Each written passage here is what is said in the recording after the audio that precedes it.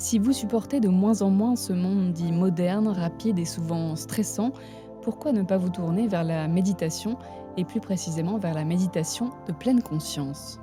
Des pratiques, des techniques inspirées de traditions orientales ancestrales qui ont abandonné leur contexte religieux ou spirituel et qui deviennent applicables au quotidien pour améliorer votre qualité de vie. Retrouver un calme intérieur, mieux gérer ses émotions, réduire le stress et mieux gérer sa charge mentale en se concentrant sur le moment présent sont les principales promesses de la méditation.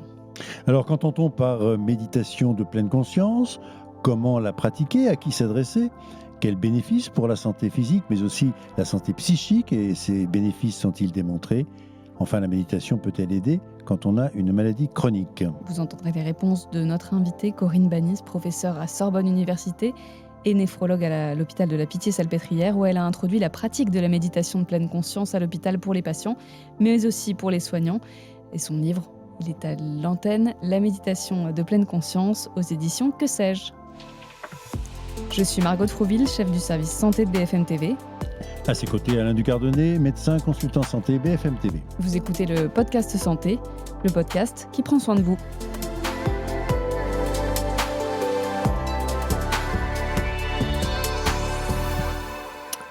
Corinne Banis, bonjour. Bonjour Alain. Alors, on le disait, vous êtes professeur de néphrologie. Alors, comment une spécialiste pointue, j'allais dire, des reins, est devenue aussi une pratiquante et une enseignante de méditation de pleine conscience? Très simple, au contact des patients, au moment où je me suis rendu compte qu'on pouvait soigner les reins médicalement, mais qu'on avait quand même beaucoup de mal à aborder l'anxiété, le stress des patients, leur qualité de vie, l'insécurité, l'incertitude qu'on a quand on a une maladie chronique, hein. Et pareil pour les soignants, avec un peu d'expérience sur le terrain, on côtoie quand même beaucoup de soignants qui vont pas bien. Et surtout, en étant enseignant, pour finir, on se rend compte que les docteurs sont pas tellement formés pour gérer leurs émotions à l'hôpital. On envoie des jeunes étudiants, travailler à l'hôpital et c'est souvent la première fois qu'ils rencontrent la mort, la souffrance. C'est difficile quand même de faire tout ça. Et donc, méditation, comment vous êtes arrivé à cela? Vous avez lu, vous avez entendu, écouté? J'avais un intérêt pour ça, une curiosité, on va dire, hein. Et en pratique, ça m'a vraiment attirée quand j'ai découvert qu'il y avait des programmes qui étaient donc, déconnectés des enseignements philosophiques ou religieux. Et surtout, j'ai testé par moi-même, dans un moment où moi-même j'étais un peu, je sais pas, comme une cocotte minute un peu, il y en avait trop, il y avait trop de trucs dans ma vie. Et ce qui m'a vraiment touchée, c'est indépendamment de ce que j'ai découvert, pour moi, c'est que pour moi, ça cochait toutes les cases de ce qui me manquait pour mes patients. Et vraiment, à ce moment-là, je travaillais vraiment beaucoup sur des programmes d'éducation thérapeutique et d'accompagnement. Je trouvais qu'on n'était pas encore assez tourné vers le bien-être, des patients, la gestion du stress, vraiment tout ce qui est émotionnel et psychique, en fait, hein, de nos Alors, patients. justement, comment est-ce qu'on peut définir cette méditation de pleine Ouais. conscience? C'est quoi, en fait? Alors, c'est Parce qu'on rigolo connaît le parce terme que méditation, ouais, c'est banal, mais là, c'est beaucoup plus précis. quand c'est arrivé, dans nos sociétés occidentales, hein, on a beaucoup présenté ça comme des trucs un peu surnaturels, magiques, on y croyait ou on n'y croyait pas, et cetera. En fait, avec l'avancée des neurosciences depuis une quinzaine d'années, avec, les transformations aussi dans les thérapies cognitivo-comportementales, on comprend quand même beaucoup mieux aujourd'hui les liens entre le corps et l'esprit, même dans la médecine clinique scientifique, hein. Et du coup, la méditation de pleine conscience aujourd'hui, c'est vraiment une pratique autour de l'attention. C'est entraîner son attention. Alors évidemment, ça fait du sens particulièrement, dans nos sociétés actuelles puisque l'attention est un enjeu. On est sursollicité par plein de choses, on essaye de capturer notre attention, de toutes les façons Rester possibles. maître de son attention personnelle. Ouais, mais c'est ça l'enjeu. C'est pour ça que c'est assez chouette parce que finalement aujourd'hui la méditation, c'est une manière de pouvoir décider où est-ce qu'on va mettre son attention et pas se laisser emporter par un flot de trucs qui nous fatiguent à la fin, hein, mais il y a des vraies études qui démontrent ça. Et c'est une façon de mettre sur pause le cerveau? Comment ça marche? Alors en fait, on met pas sur pause, d'une part, ce qui se passe autour de nous, parce qu'on change pas la réalité de l'existence, en fait, mais on va changer la relation qu'on va entretenir avec, ce qui nous arrive. Et pour faire ça, on va dire pouvoir, entraîner notre, mental, notre attention à se poser, à revenir à quelque chose qu'on choisit, à prendre conscience quand on est distrait par des choses, quand on est emporté par des sollicitations attentionnelles, en fait. Il y a une petite vidéo qui circule beaucoup depuis des années, qui est assez intéressante, qui a été reprise en Angleterre par la sécurité routière, qui montre 2 équipes de jeunes qui jouent au basket avec des t-shirts noirs et des t-shirts blancs. Et on vous demande de compter les passes que se font les équipes pour savoir, soi-disant, quelle est celle qui fait le plus de passes. Et pendant ce temps-là, pendant que vous êtes concentré sur le fait de compter vos passes, il y a un personnage déguisé en gorille, mais énorme, qui passe au fond de l'écran. Et 90% des gens ne le voient pas. Et en fait, cette vidéo, elle a été utilisée en sécurité routière pour dire, si vous n'êtes pas attentif à ce que vous faites quand vous conduisez, vous verrez pas le petit garçon qui court derrière son ballon et qui traverse la route. Donc en fait, c'est intéressant de prendre simplement conscience qu'on peut entraîner notre cerveau, ça on le sait dans plein de domaines, en particulier sur des questions comme autour de l'attention. Alors justement, quels sont les outils qui permettent de faire ça? Parce que Ouais. là, on le dit, ça paraît un peu conceptuel. Ouais, Comment est-ce que de façon pratique, on peut le faire? on le fait si tu veux, 1 minute. Alors, Ouais, on essaye. On reste assis, on fait rien de spécial, Il faut avoir les yeux ouverts ou fermés. comme on veut. C'est peut-être plus facile les yeux fermés quand on commence parce qu'on n'a pas la sollicitation visuelle. Et donc moi je vous propose juste de fermer les yeux, mais pour un tout petit moment, et puis de lâcher, de laisser tomber tout ce qui se passe autour de vous, puis de voir si on peut simplement faire un petit tour de ce qui se passe à l'intérieur du corps. Et peut-être pour ça, juste amener notre attention sur la plante des pieds, les zones de contact, les zones d'appui du corps, hein, les fesses sur la chaise ou le dos. Puis on peut aussi prendre une grande inspiration et puis expirer tranquillement, mais simplement pour ressentir l'air qui nous traverse. Et ce simple exercice de tourner son attention à l'intérieur, c'est ce qui nous permet de couper avec ce qui se passe à l'extérieur et d'être vraiment au contact de nous-mêmes. Ça a aussi un avantage, c'est que on est souvent assez peu au contact de ce qui se passe à l'intérieur de nous. Et des petits temps de méditation comme ça, c'est souvent l'occasion de se dire: «Waouh, mais en fait, j'ai super faim» ou «Je suis super fatigué» ou «En fait, j'ai une douleur ici ou là qui me traverse». On découvre des choses. On redécouvre notre monde intérieur.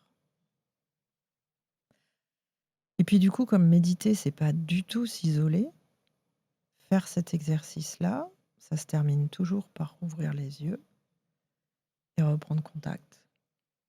Parce que la méditation, c'est être davantage connecté à la réalité des expériences qui nous traversent, mais on vit normalement quand même Vous le quand faites, on fait de la méditation. vous le faites tous les jours. Alors, ce qui est intéressant avec la méditation, c'est en effet la régularité. Alors, on dit souvent qu'il faudrait méditer, je sais pas quoi, 1/2 heure, 1 heure, enfin, on fait comme on peut, hein. Mais même si c'est que 5 minutes, oui, c'est intéressant. On a davantage de réflexes qui se mettent en place et d'entraînement de l'attention.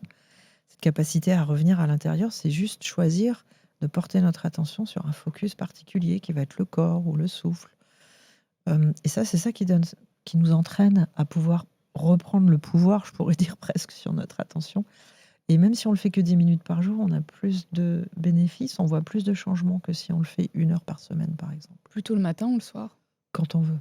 Et n'importe où, même si on est Dans le métro. Dans le métro, Ouais. même dans un environnement très Ça, c'est anxiogène. c'est assez intéressant parce que on croit toujours qu'il faudrait être assis en tailleur, Sur un pouvoir faire tapis. le lotus, sur un tapis volant, etc., pour pouvoir méditer. En fait, non, parce que ce qui nous intéresse, c'est d'être des êtres humains normaux dans une vie active et de pouvoir. Il y a plein de moments dans la journée où on attend, où on fait rien, où on peut très bien prendre 2 minutes, même les yeux ouverts, pour faire ce petit moment de retour à soi. c'est en fait plus complet que la cohérence cardiaque, ou en fin de compte, où on joue uniquement sur la respiration, on se focalise sur la respiration. Là, on a le sentiment d'être en effet plus globalement à l'intérieur de soi-même. Oui, alors il y a ça, mais il y a aussi le fait que là, on parle des exercices pour débuter la pratique de la méditation de pleine conscience.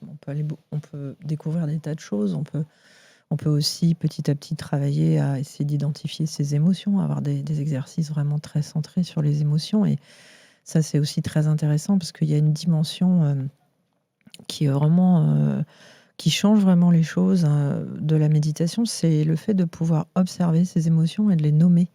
Et quand on nomme son émotion, qu'on prend conscience qu'on se sent coupable ou qu'on est triste, ça induit immédiatement un petit peu de recul par rapport à ce ressenti. Et c'est ça aussi qui nous permet souvent de davantage pouvoir faire ce dont on a besoin pour aller mieux.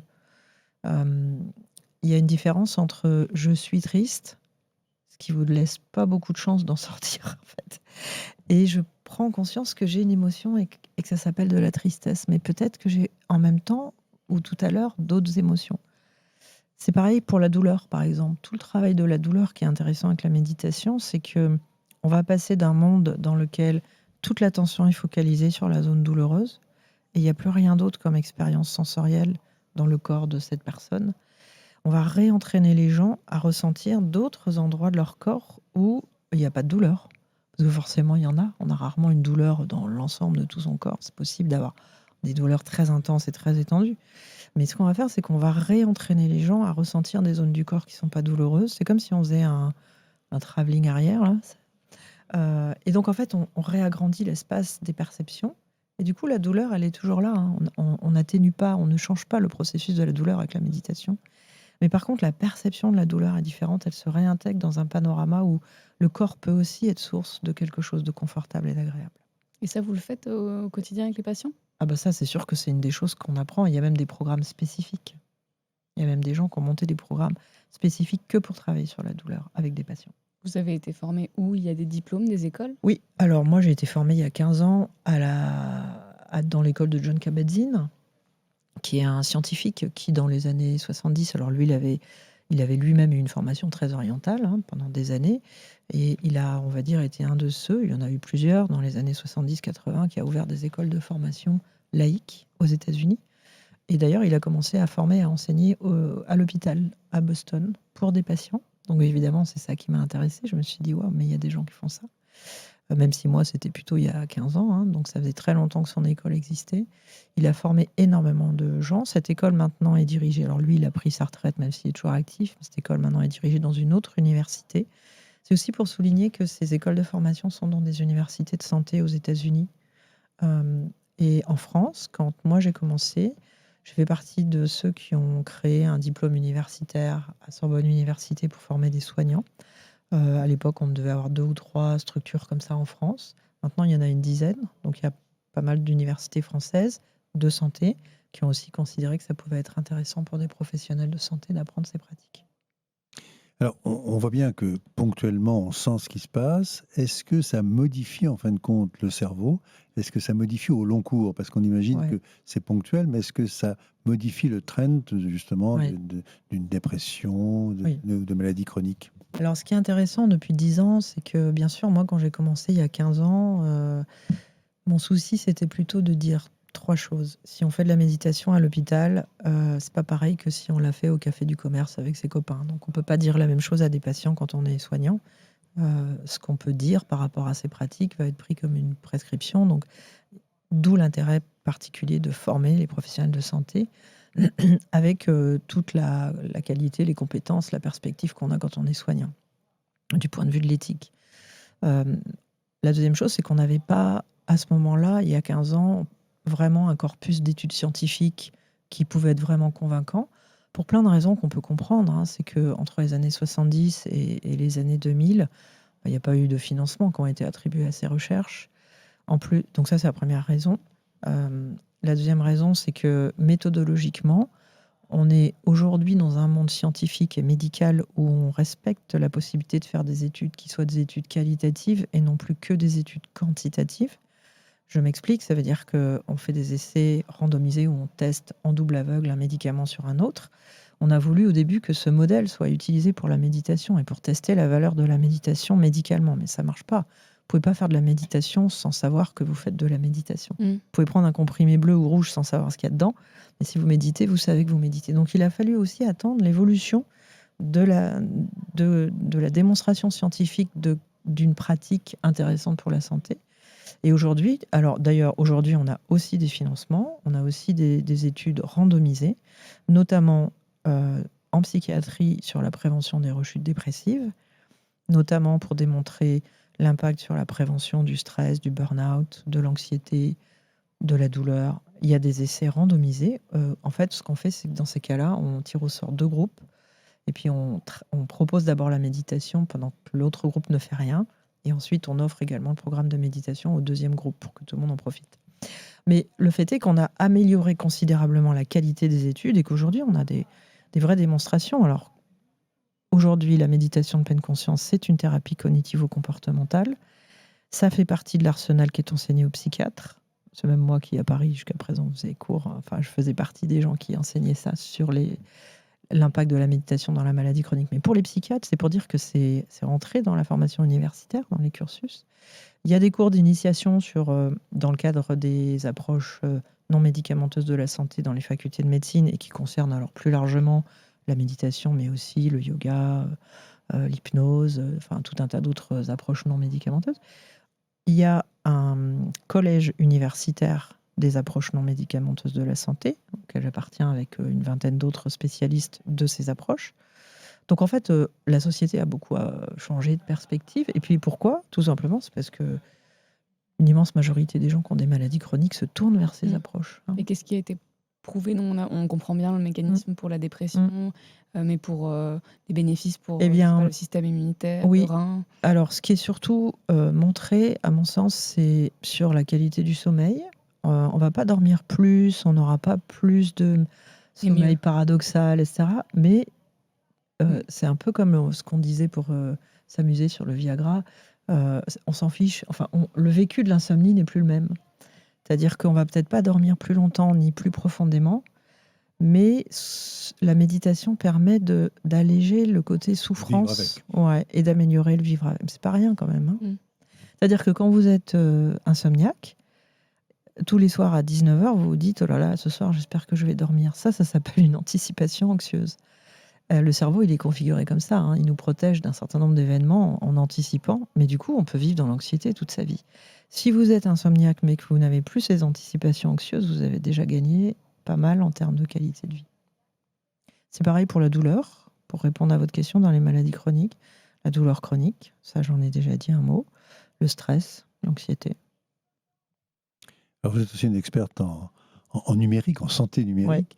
On voit beaucoup d'applications qui se développent dans ce domaine. Est-ce que c'est une bonne façon de rentrer dans la méditation ? Alors, merci le Covid.